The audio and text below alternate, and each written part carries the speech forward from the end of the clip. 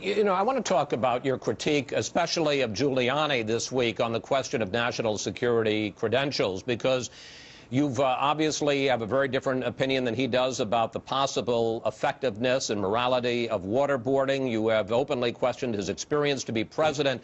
In an interview in Saturday's New York Times, you had this to say about Giuliani's decision to leave the bipartisan Iraq study group. That's the Baker-Hamilton Bipartisan Commission. He didn't show much interest in a war where young Americans are fighting and dying. Senator McCain, you really want to stand by those words about Rudy Giuliani? He didn't show interest in the Iraq study group, which was about where Americans are fighting and dying. The Iraq study group met without his participation, and he either voluntarily withdrew or was asked to withdraw from the Iraq study group, which was trying to sort out the tremendous challenge we had, particularly at that time in Iraq, because of the failed strategy of Rumsfeld. I admire and respect Rudy Giuliani. We know each other well. This is not a question of personality. It is a question of experience, knowledge, background, and ability to lead. And that's where I believe my qualifications are clearly different from those of Rudy or Governor Romney. And I think it's clear to point out those differences. I served on the Weapons of Mass Destruction Commission, and I was pretty busy with other things at the time, too. You were one of the prime movers, it's fair to say, on the issue of campaign finance reform, but now one of those so-called independent groups is running a TV commercial in South Carolina supporting you. I'd like to address two issues. First of all, do you oppose that ad, and have you called Rick Reed, who's one of the people behind the group that is putting that ad on the air and in fact has done work for your campaign in the past, have you called him and said, stop the ad?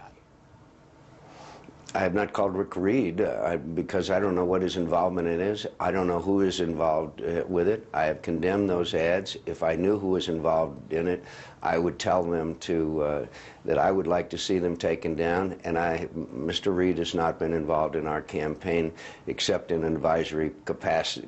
Give us some advice a long time ago, as there are many, many others who have.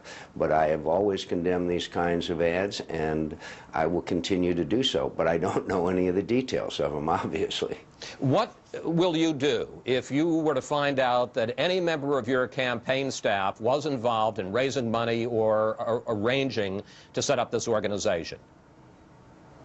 Well, obviously, I would think that it's a wrong thing to do. I'd have to know. Well, I mean, if I knew that anybody in my campaign did anything that was morally wrong or wrong, that I would take action about it if something like that came to light. Obviously. This week, all of the top Republican candidates got endorsements from one of the leading social conservatives, if not more. What do you think of the fact that Pat Robertson, the televangelist, supported Rudy Giuliani, and to the degree that the Christian conservative leadership gets splintered among all of you, doesn't that actually help Giuliani? I don't know. As I said about Pat Robertson's endorsement of Mayor Giuliani, I'm not often rendered speechless. I certainly was at this event. Well, you've had a few days to overcome that. Why are you so astonished by it? I'm still surprised by it, and I will continue to be surprised by it for probably as long as I live. Why?